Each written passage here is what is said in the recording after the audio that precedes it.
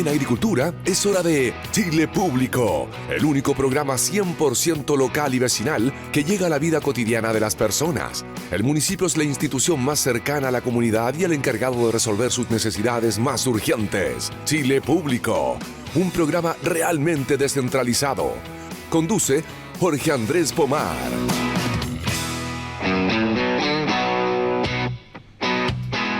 Buenas noches, Radio Escuchas. Buenas noches, chilenas y chilenos. Bienvenidos a un nuevo capítulo de Chile Público. Chile Público, que hacemos con Municipios por Chile. Noticias realmente descentralizadas. También la app de Radio Agricultura. Este Chile Público que va a través de todas las frecuencias de nuestra radio, desde Copiapó y hasta Punta Arenas, Talca 94.5, Los Ángeles 100.5, Osorno 91.1 aquí en Santiago de Chile. Aquí en toda la región metropolitana somos 92.1. La radio también se ve canal 166 en Zapping TV, canal 143 en GTD.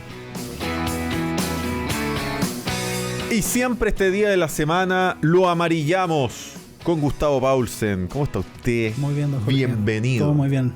¿Bien? Muchas gracias por estar nuevamente en este magno programa. Oiga, tengo muchas preguntas para esta semana. Empezando por qué lectura se puede hacer de una candidata que un mes y medio atrás estaba metida en una primaria que iba a perder. Estoy hablando de Janet Jara. Una primaria que todos apostábamos que iba a perder. Una candidata que venía del Partido Comunista, que nunca ha llegado con un candidato presidencial a la primera vuelta, un candidato presidencial de sus filas. Uh-huh. Y hoy día, en cambio, en esta segunda semana de julio, no solamente gana la primaria, sino que aparece punteando las encuestas. Uh-huh. Yo no sé en qué otro país del mundo el comunismo avanza en un mes y medio como avanzan en Chile, países democráticos, digamos. Uh-huh. Entendiendo que Cuba, China, Nicaragua, Venezuela, no tengo idea, Corea del Norte, claro, no podríamos definirlos como regímenes democráticos, más allá de que la propia candidata, alguno lo ha ilustrado como otro tipo de democracia. Así es. Bueno, yo creo que es un fenómeno bastante interesante, pero también responde a la realidad política, no altera demasiado la realidad política que hemos conocido en los últimos años. Lo que parece sorprendente es la ingenuidad de la derecha de no pensar que en algún momento este incombustible 30% que siempre apoya al gobierno no se iba a manifestar en una candidatura única, que es lo que estaba implícito en el hecho de llevar a sus candidatos a primarias.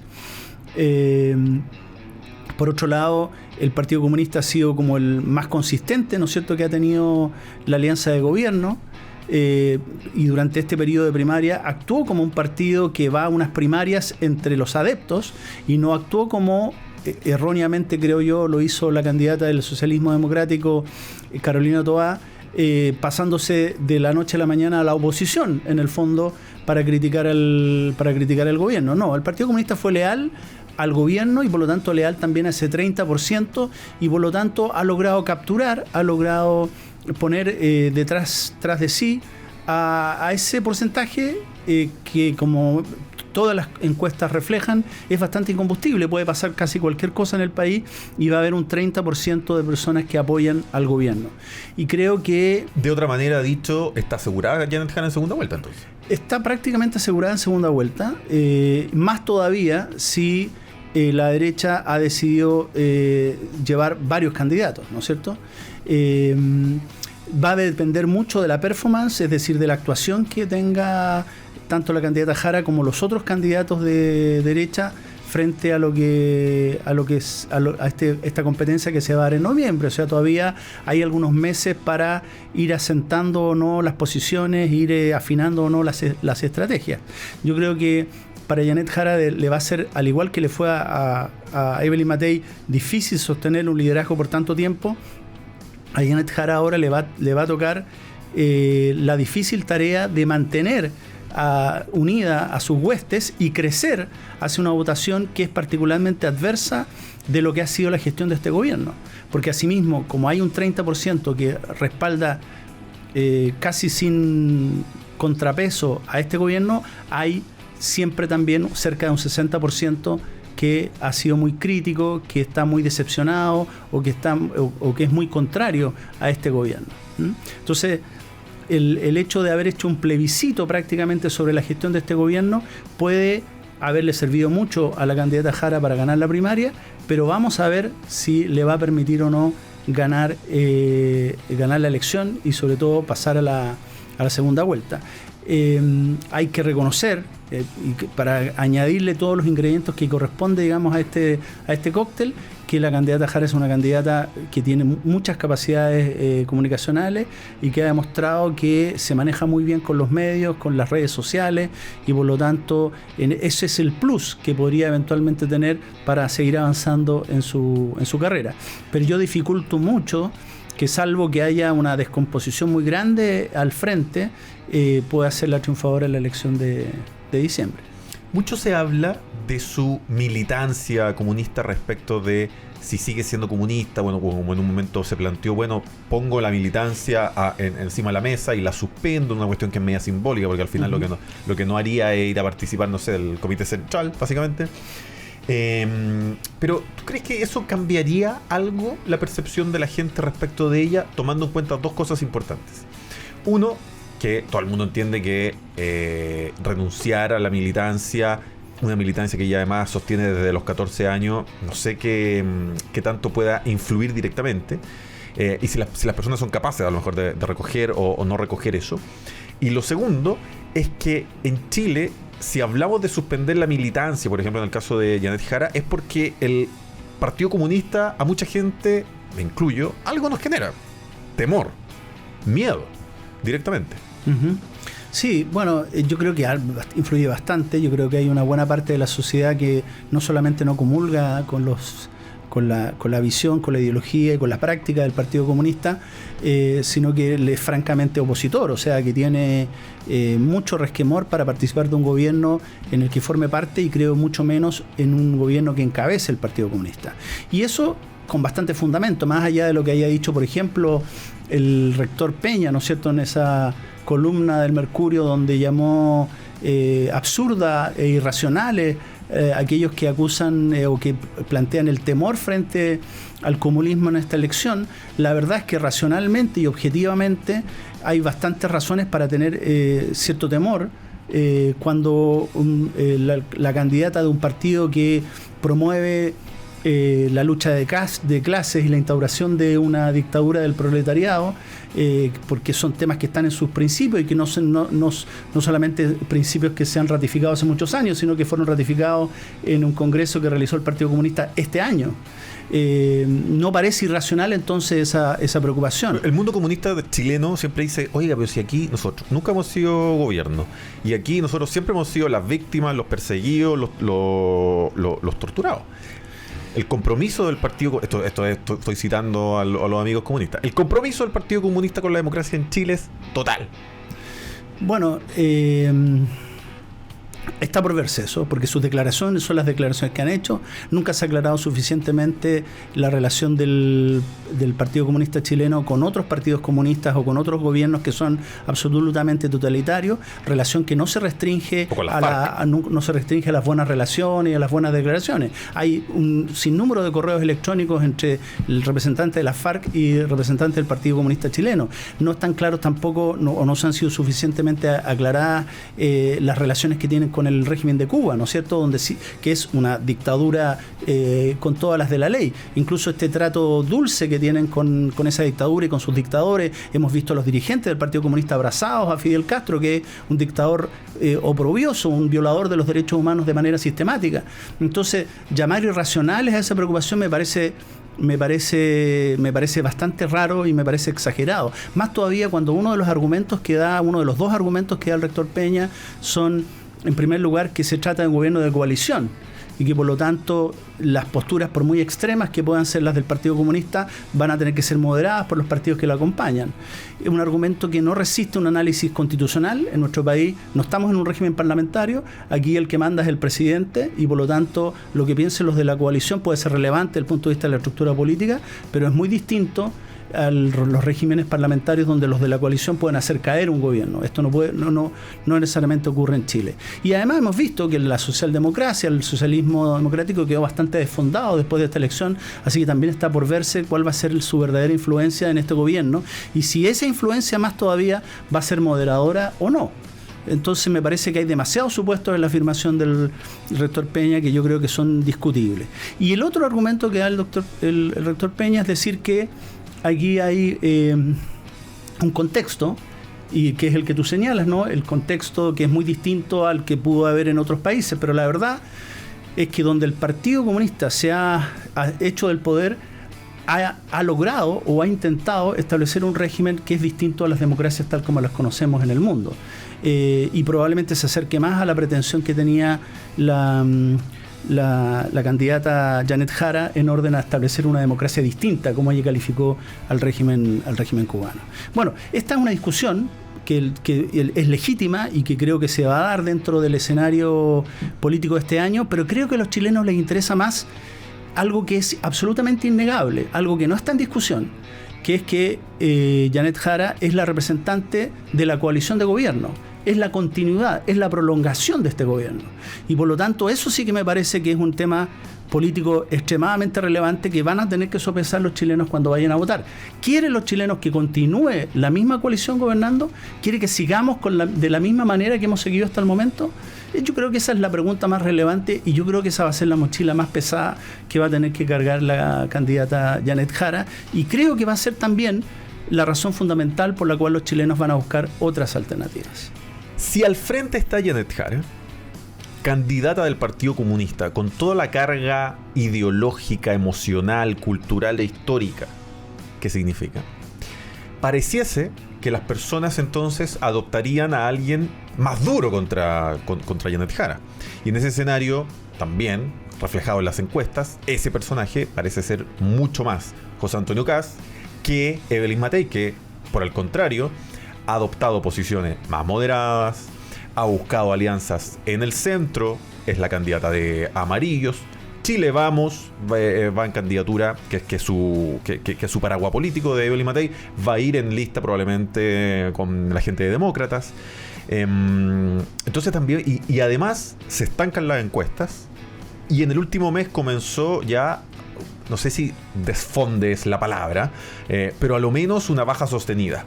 Entonces, pareciese ser resultado de toda aquella descripción, que es una candidatura que está en un zapato chino respecto hacia dónde crecer en este momento para ser la candidata que enfrente finalmente en segunda vuelta a Janet Jara. Bueno, yo creo que es verdad que es un escenario complicado y que hay una tendencia a la polarización, pero yo creo que la mayor parte de los chilenos esperan que el próximo gobierno sea un gobierno que nos permita salir del conflicto y de esta paralización en que se encuentra el país desde el estallido social.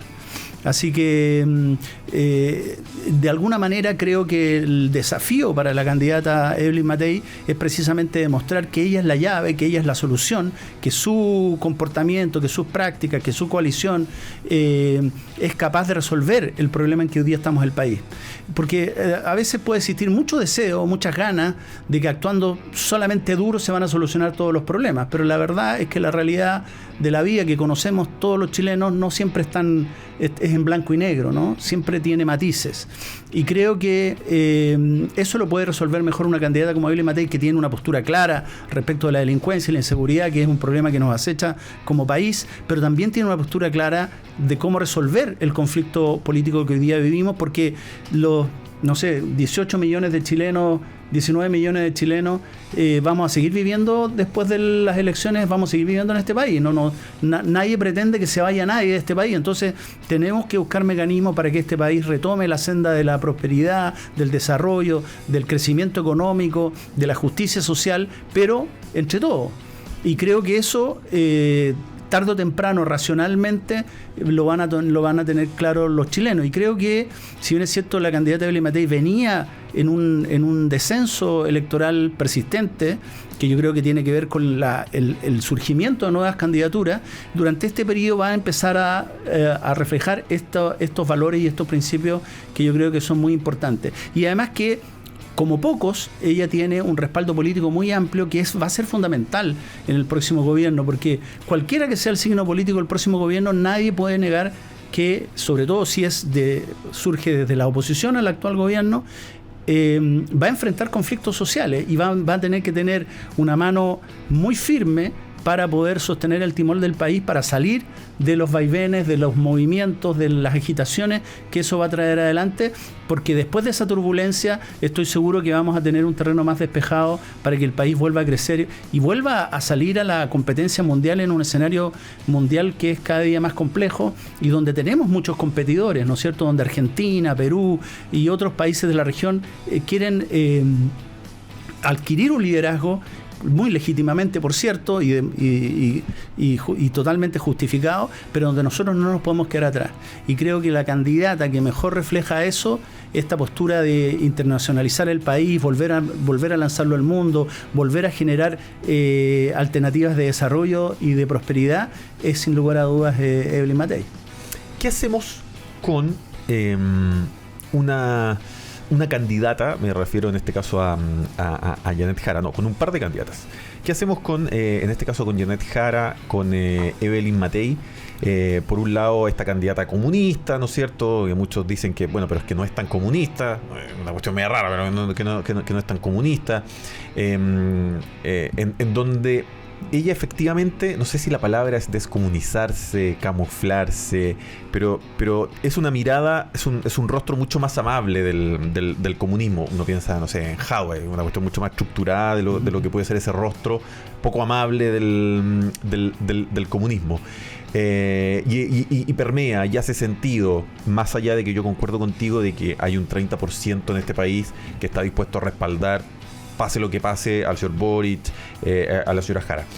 Y tenemos también otro rostro amable, que es el que intenta mostrar Evelyn Matei, pero ese rostro amable parece que no permea en las personas.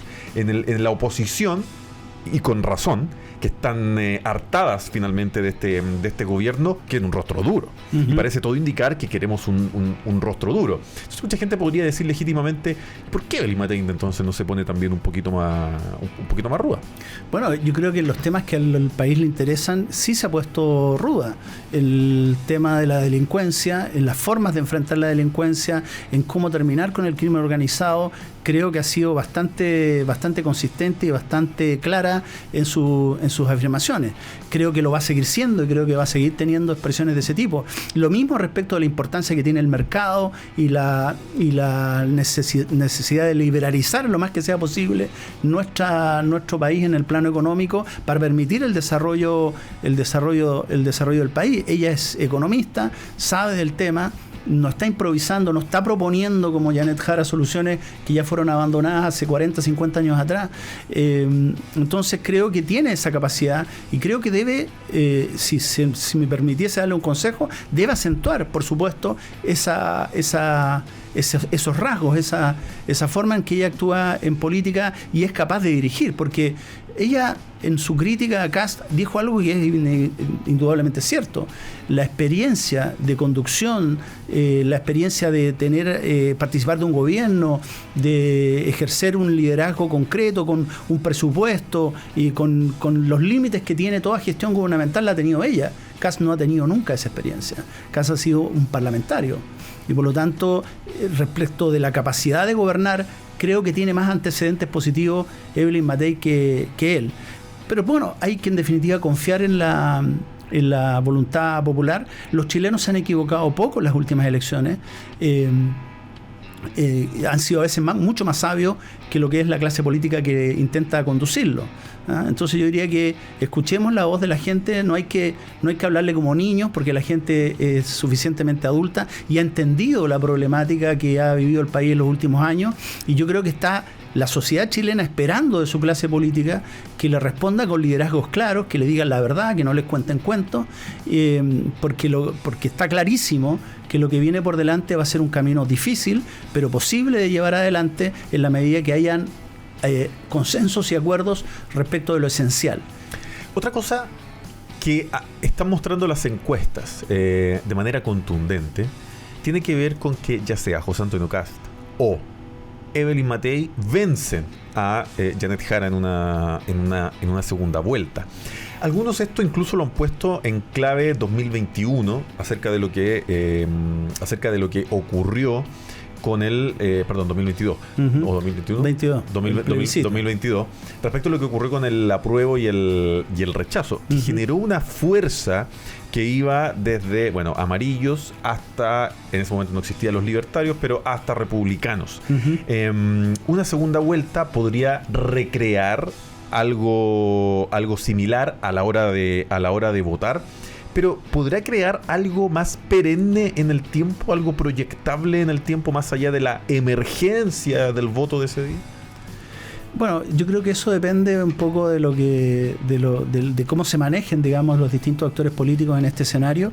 Yo encuentro que es difícil que vaya a haber una coalición, ya sea de gobierno o una coalición política ordenada y con un acuerdo gubernamental de ese 62%. Primero porque, si bien es cierto, hubo acuerdo respecto de oponerse al actual gobierno, y sobre todo hubo acuerdo respecto de que la propuesta constitucional del año 2022 era un mamarracho, un desastre, no necesariamente va a haber un mismo acuerdo sobre un gobierno, ¿eh? Y ni siquiera creo que eso sea positivo necesariamente. Lo importante es que todas las fuerzas políticas, incluida la izquierda, nos pongamos de acuerdo en un marco de respeto, un marco institucional, incluso un marco de relacional que es muy distinto al que hemos tenido en el último tiempo, donde se ha privilegiado la polarización.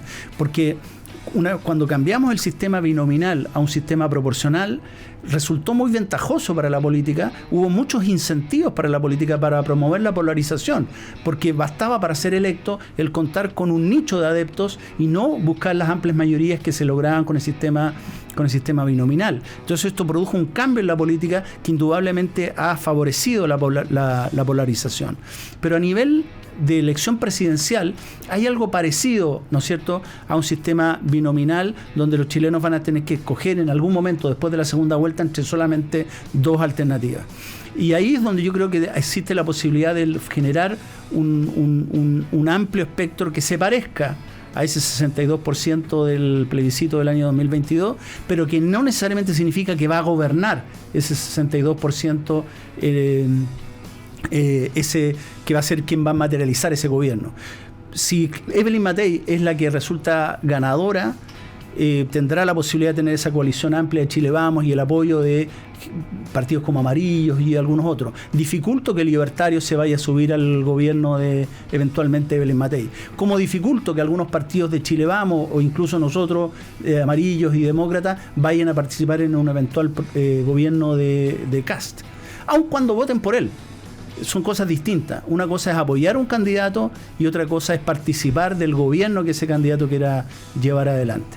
Entonces, y además de este factor que es netamente político, está el factor de que todavía hay un porcentaje muy importante de la población, que incluso algunos llegan a estimar en el 50% de los votantes, que no se define en realidad por izquierda, derecha, centro, que busca reconocer cuál es la oferta que se le hace en un momento determinado al momento de la elección.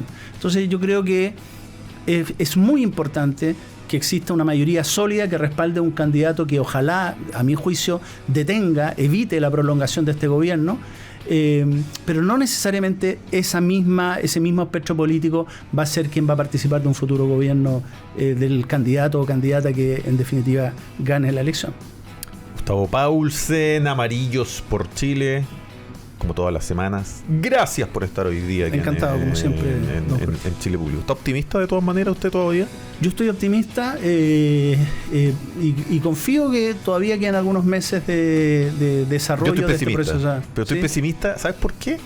Porque creo que ha sido un desastre lo que va a cambiar. Un desastre. Entonces veo, y todos sabemos que está siendo un desastre, y no veo un golpe de efecto, no veo un cambio de timón importante, no veo, como que todo sigue navegando a la buena de Dios en este bueno, démosle tiempo. Yo creo que tenemos las próximas semanas como para analizar lo que va ocurriendo.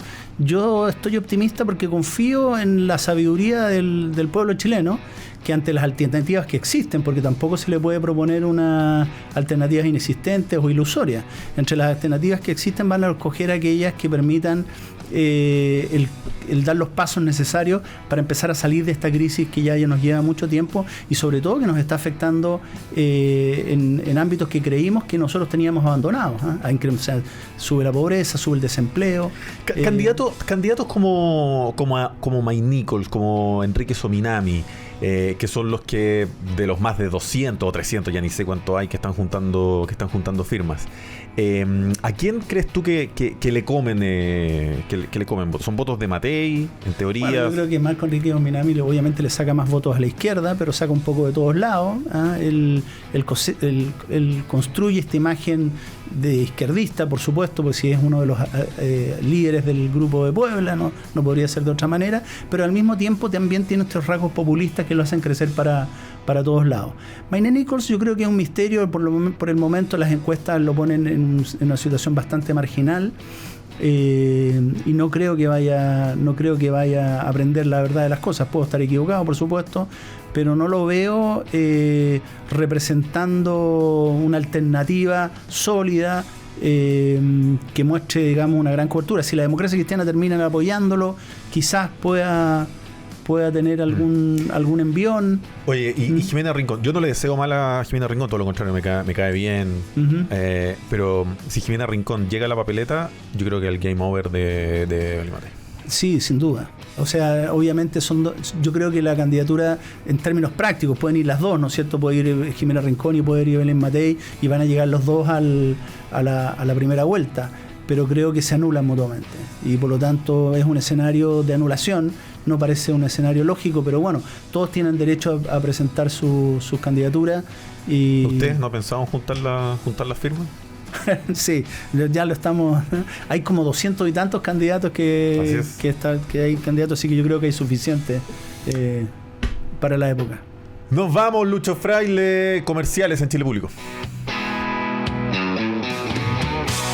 En agricultura es Chile Público, un programa realmente descentralizado con Jorge Andrés Pomar.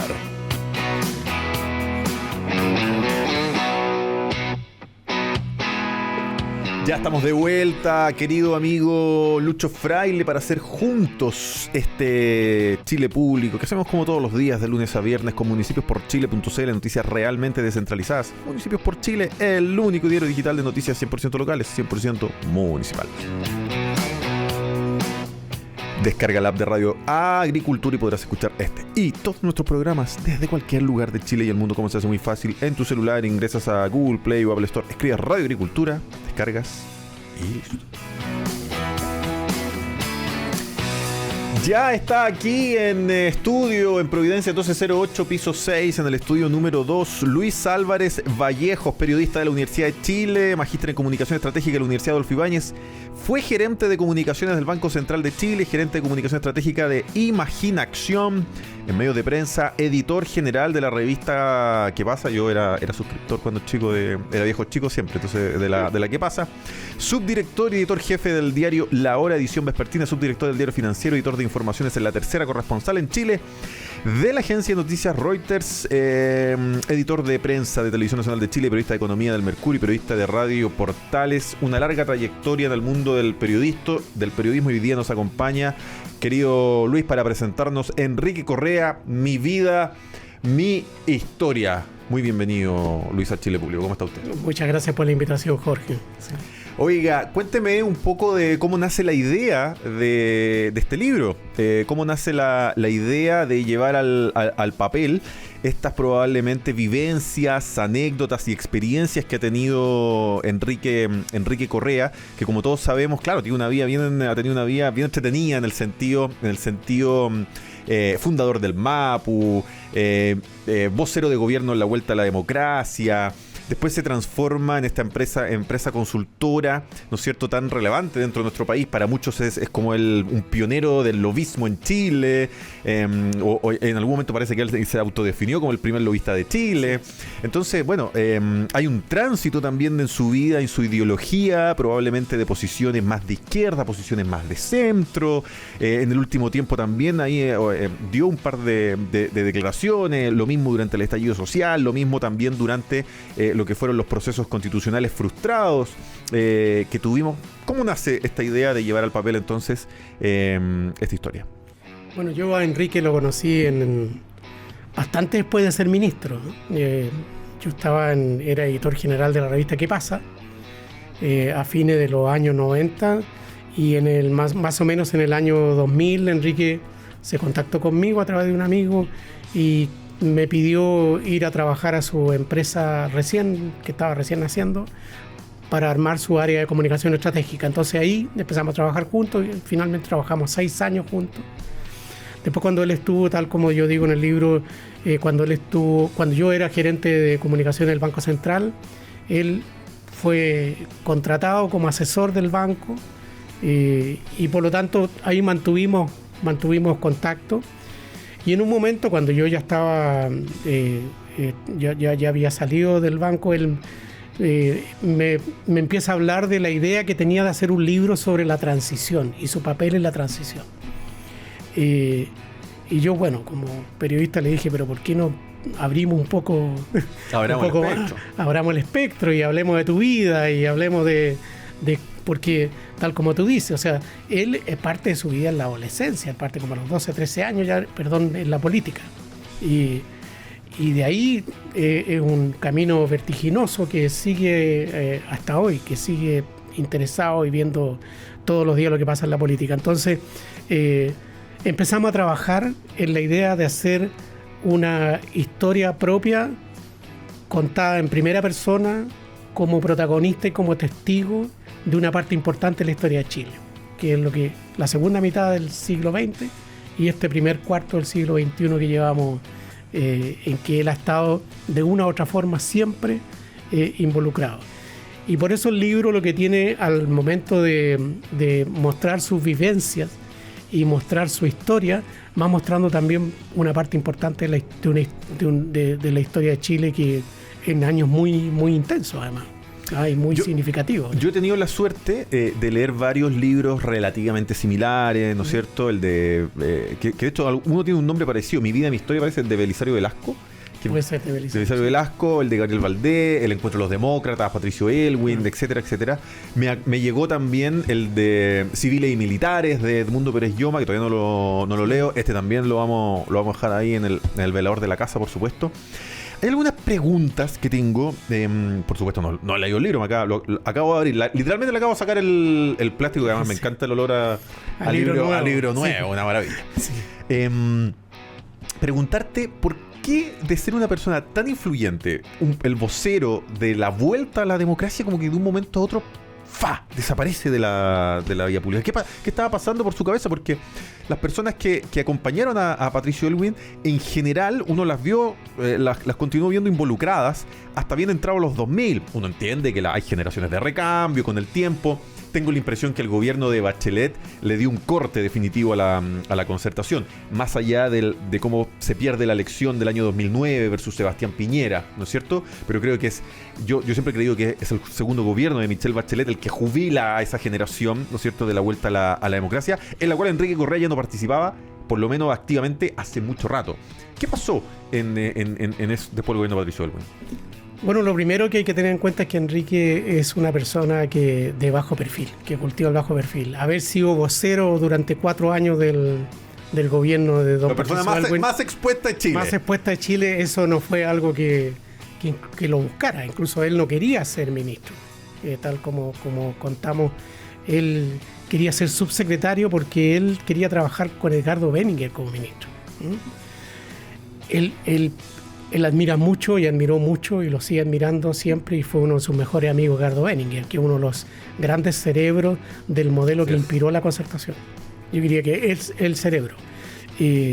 lo tiene escrito también, todo el modelo lo tiene escrito Edgardo Benninger, lo dejó escrito en un libro que publicó sobre el tema. Entonces, Enrique no quiso esto, no quería esto. Y una vez que ya terminó su periodo de exposición tan alta, en esos 4 años, él mismo decidió que no quería ya tener más exposición pública en ese volumen. Es decir, Entonces, no es que haya sucedido algún episodio en particular. No hay nada que haya ocurrido en particular que él por el que él haya decidido no seguir. Entonces, él decía que ser senador o ser diputado o seguir en la política después de haber participado en este gobierno tan relevante, porque fue un gobierno muy importante para Chile, él prefirió seguir cultivando ese bajo perfil. Hubo un momento, hubo una instancia en que también, por querer trabajar con Edgardo Benninger, se abrió la posibilidad de que él fuera senador designado. Y corrió esa posibilidad. Nunca le fue planteado formalmente ni nada de eso. Pero cuando él estaba, eso es lo que contamos también en el libro, cuando él estaba en Nueva York, en un viaje, porque él se dedicó a la consultoría internacional después, recibió un llamado del ese entonces director de ¿Qué pasa?, de Cristian Bofill, diciendo que esa instancia no había sido considerada, que el presidente había preferido no considerarla. Uh-huh. Y se habla también de que el presidente lo habría hecho porque él participó en una performance con Andrés Pérez, que era director de teatro, y eso no le había gustado, etcétera. Y listo, y eso fue todo. Y él siguió con eso estamos hablando de decisión de qué presidente, de Frey. De Eduardo Frei. De Eduardo Frei Ruiz-Tagle. Que era el que le tocaba nombrar senador designado para reemplazar a los que habían terminado su periodo. Entonces, y de hecho Edgardo Benninger fue senador. Así es. Entonces, y de ahí ya él continuó con sus consultorías internacionales. Él fue contratado por el Banco Interamericano de Desarrollo, por Enrique Iglesias, que es un nombre muy conocido en Chile, porque además fue director de la CEPAL. Él fue contratado para organizar un área de gobernabilidad y de gobierno dentro del BID, y también apoyar a gobiernos que estaban en etapa de formación de sus sistemas de gobernabilidad, como Haití, que estuvo un tiempo en Haití. Entonces él se dedicaba a la consultoría internacional, y en eso estaba bien. Oye, Luis, también preguntarte por el tránsito ideológico tú que lo pudiste conocer también de Enrique Correa. Porque claro, cuando uno piensa hoy día en el MAPU, entendiendo que Chile era una realidad completamente distinta, pero cuando uno piensa hoy día en el MAPU, después él tiene militancia demócrata cristiana, entiendo que después renuncia a la democracia cristiana también, hasta el día de hoy que es independiente. Y algo pudimos ver de algunas declaraciones durante especialmente lo que fue el estallido social, también los procesos constituyentes. Mira, creo que una de las cosas interesantes del libro es mirar de qué manera esta generación, que va teniendo tanta relevancia después en el retorno a la democracia, va reflexionando de acuerdo a cómo va evolucionando la historia. Primero, él es absolutamente demócrata cristiano. O sea, él se define demócrata cristiano porque es muy católico y además muy demócrata. Yo personalmente siempre me acuerdo de una frase de la película Don Camilo que decía: yo soy demócrata y soy cristiano. Entonces él, y después estos demócratas cristianos empiezan con el influjo de la Revolución Cubana y de lo que estaba pasando en ese momento y de cómo estaba creciendo la izquierda, sienten el llamado del marxismo. Eso también es parte de una reflexión importante que hace. Entonces, después, cómo ellos se convierten en cristianos y marxistas. Eso ya es una etapa de reflexión. Ya es una contradicción. Pero es un fundamento del MAPU. El MAPU es un partido que se forma con cristianos que asumen el marxismo. Sí. Y eso les permite también entrar a la Unidad Popular, y la Unidad Popular lo recibe porque dice: bueno, nosotros entonces tenemos la Unidad Popular, tenemos un partido que además tiene raíces cristianas. Y en ese MAPU también adherían, de alguna manera, no como militantes, pero sí mucho con su idea, algunos curas, algunos obispos. O sea, había gente... Estaba la izquierda cristiana claro, también. después se crea la izquierda cristiana. Después del gobierno de la Unidad Popular se crea la izquierda cristiana. Pero hay ahí un grupo importante de gente que era muy católica e incluso personas vinculadas a la iglesia que asumen la ideología marxista. Después del golpe, claro, todos se van al exilio y se van a vivir a países de la órbita soviética, y ahí hay otra reflexión. Conocen los socialismos reales. Conocen los socialismos reales, pero además está la importancia que tuvo el eurocomunismo de Enrico Berlinguer en Italia, que proponía una forma de comunismo más cercana al centro, más democrática, más hacia la socialdemocracia. Eso también es una reflexión. Esa reflexión también está súper contada y bien ampliamente contada en el libro. ¿Se desilusionó Enrique de los socialismos reales? O sea, hay un momento en que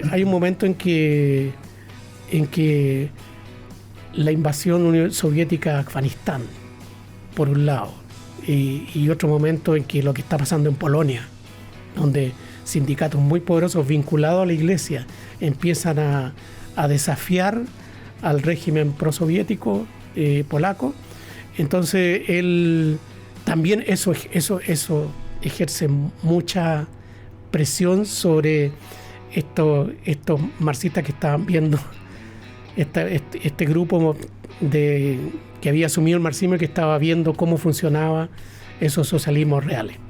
Y eso los acerca más hacia una idea más socialdemócrata, que es la que finalmente traen a Chile para enfrentar para desafiar al régimen de Pinochet sin asumir la política una instancia violenta, que era la que asumió el Partido Comunista. El Partido Comunista y la claro, teoría popular de revolución de masa. El Partido Comunista asumió la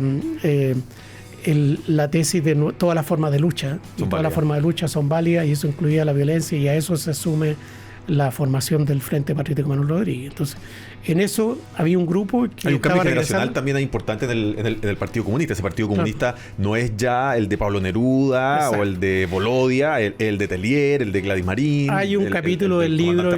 Hay un capítulo del libro que Enrique le dedica al Partido Comunista por lo importante que fue en todo el proceso de participación y estabilidad dentro de la democracia. O sea, la fuerza que hizo para tener una democracia estable durante el periodo de la Unidad Popular. Si uno va al periodo de la Unidad Popular, quienes estaban más moderadas las posiciones más duras, más radicales, eran socialistas, sí, claro, y el MIR. Y las posiciones más dialogantes, más pro-democráticas eran del Partido Comunista. Pero aparte de eso, ese capítulo fue hecho fundamentalmente para destacar a varios líderes que tuvo el Partido Comunista, que tuvieron también influencia en cómo Enrique se fue comportando después, no necesariamente de manera ideológica, sino que más bien en las metodologías, los métodos que usaban, la forma como enfrentar la vida. ¿Dónde ubicarías hoy día a Enrique Correa en el arco ideológico del Chile actual? Él lo dice, y está también en una reflexión final. Porque hay muchos exconcertacionistas en amarillos, en demócratas. No, pero él sigue siendo.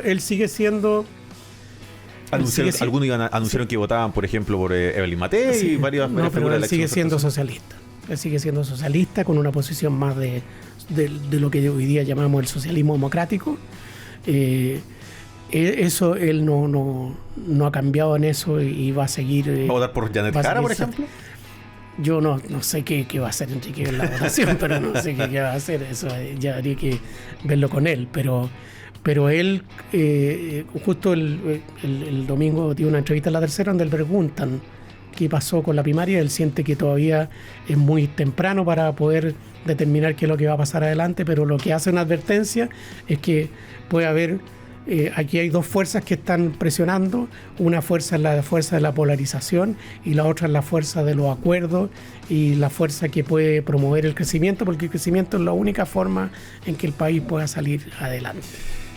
¿Le dolieron mucho a Enrique las críticas que eran muy cotidianas, no sé, 4 o 5 años atrás, esto de los 30 años?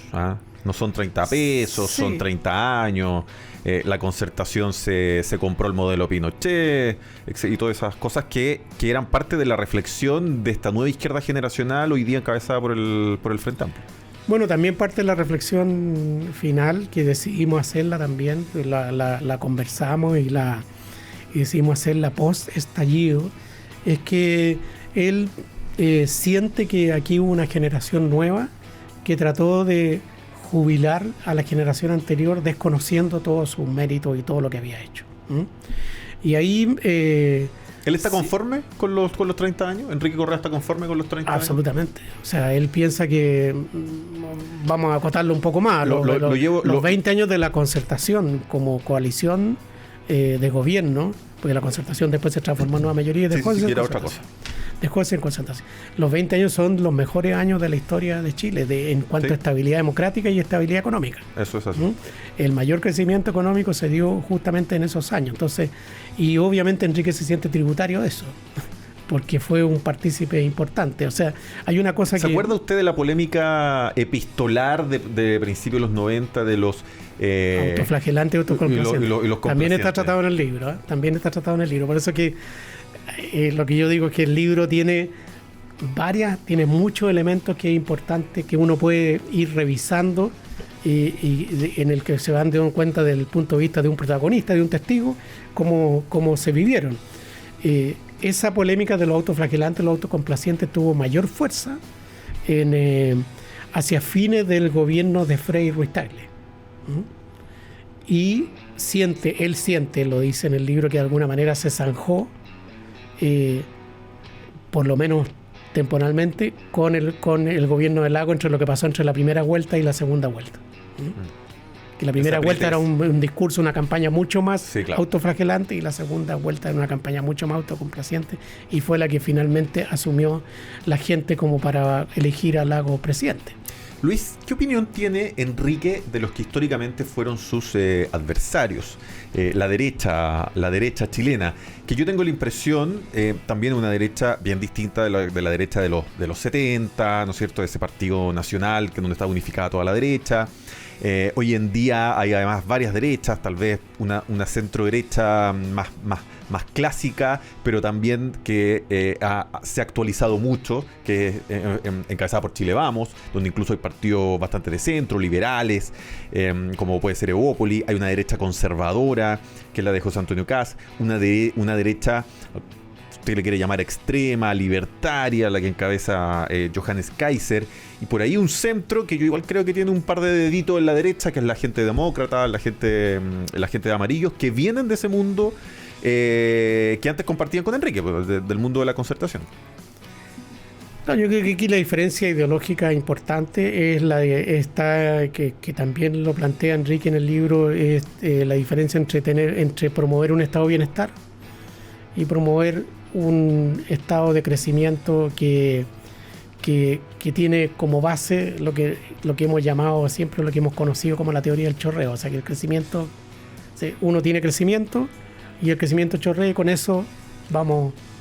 con eso es suficiente. Con eso es suficiente. Entonces el estado de bienestar plantea un poquito más de presencia del Estado, pero un Estado eficiente, obviamente, no un Estado que no crezca por ser Estado solamente, sino que crezca de manera eficiente. Creo que una diferencia que está marcada y está puesta porque eso mantiene la divergencia entre ser socialdemócrata y ser socialista, y pasar a ya cruzar la vereda de ser de derecha. Ahora, una cosa importante respecto de la derecha y de lo que hay en la derecha es que sea posible llegar a acuerdos. O sea, todo lo que contribuye a tener acuerdos entre posiciones distintas va a ser bueno para el país. Eso está planteado de esa manera, que es algo que yo además comparto, digamos. Entonces, y eso, cuando ocurrió eso en el gobierno de Patricio Aylwin, acuérdense que en el gobierno de Patricio Aylwin se hizo un acuerdo para una gran reforma tributaria. Así es. Y para una gran reforma laboral. Y antes también, claro. La reforma a la Constitución antes de que asumiera Patricio Aylwin. Y eso se hizo con acuerdo entre distintos sectores. Entonces, esos acuerdos contra distintos sectores, que lo único que trajeron fue buenas noticias, fue buena desarrollo para fue desarrollo para Chile. Entonces, la uno gente puede se olvida, tener teníamos más de 40% de pobreza, no teníamos los niveles de escolaridad, hoy día 97%. Y teníamos tasas de crecimiento de 5, 6%, hasta 7%. Y teníamos... nosotros tenemos los días martes de panelista estable a Carlos Minami, que en ese tiempo era ministro de... Sí, ministro, que leí ministro una muy buen artículo sobre lo que está proponiendo Carlos respecto del futuro económico, que abre una discusión que es bastante buena y profunda respecto de qué hay que hacer con la economía para adelante. Oiga, Luis, cuénteme para terminar, cuénteme alguna anécdota que también traiga el libro, alguna anécdota sabrosa. El libro tiene montones de anécdotas, justamente una que aparecía allí en la entrevista en el diario, que cuando Enrique estuvo en el seminario. Enrique sabe harto de la iglesia, esto también es importante. Sí, claro, fue seminarista. ¿Cuántos años estuvo? No estuvo mucho, fue 1 año y medio. Ah, ya. Y tuvo que volver a Ovalle porque su padre estaba muy enfermo, y después cuando él iba a volver al seminario, eso es una parte es una cosa trágica, pero cuando iba a volver al seminario él se enamoró de una chica y cuando él se vino a Santiago y ella también, pero ya él no estaba con la idea de volver al seminario. Él esperó para volver a entrar a estudiar filosofía en la Universidad Católica. Bueno, esta chica la atropellaron y murió, y eso fue un golpe muy, muy fuerte en la vida de Enrique. Fue una de sus grandes tragedias. Enrique ha tenido algunas grandes tragedias en su vida. Por ejemplo, también la muerte de Rodrigo Ambrosio, que fue uno de los fundadores del MAPO y que era un gran amigo mío. Entonces, amigo de él, quiero decir. Entonces, ahí él ya decidió que no iba a ser sacerdote y entró a filosofía en la Católica, pero mientras estudiaba filosofía en la Católica, él se quedaba a dormir los fines de semana en el seminario. Entonces ahí, porque era el lugar donde el obispo, que después fue obispo Carlos González, que fue el rector del seminario, que fue le dedica un gran homenaje a Carlos González como su padre, su segundo padre, dice. Entonces él lo invitaba para que siguiera vinculado al seminario, porque se arrepentía. Y en ese seminario él tuvo muchos amigos sacerdotes que después fueron bien importantes en la vida, en lo que ocurrió en Chile en los años posteriores. Muy bien, Enrique Correa, Mi vida, mi historia, en coautoría con Luis Álvarez de Editorial Planeta, nuestro invitado de hoy en Chile Público. Sin duda, una lectura obligada para este 2025. Muchas gracias, Luis, por venir hoy día a Chile Público y a Radio Agricultura. Muchas gracias a ti, Jorge, muy, muy interesante, así que te agradezco mucho. Nosotros, Lucho Fraile, nos vamos. Municipios.chile.cl, noticias realmente descentralizadas. También la nueva app de Radio Agricultura. Volvemos mañana con más Chile Público. En Agricultura fue Chile Público, un programa realmente descentralizado. Conducción, Jorge Andrés Pomar.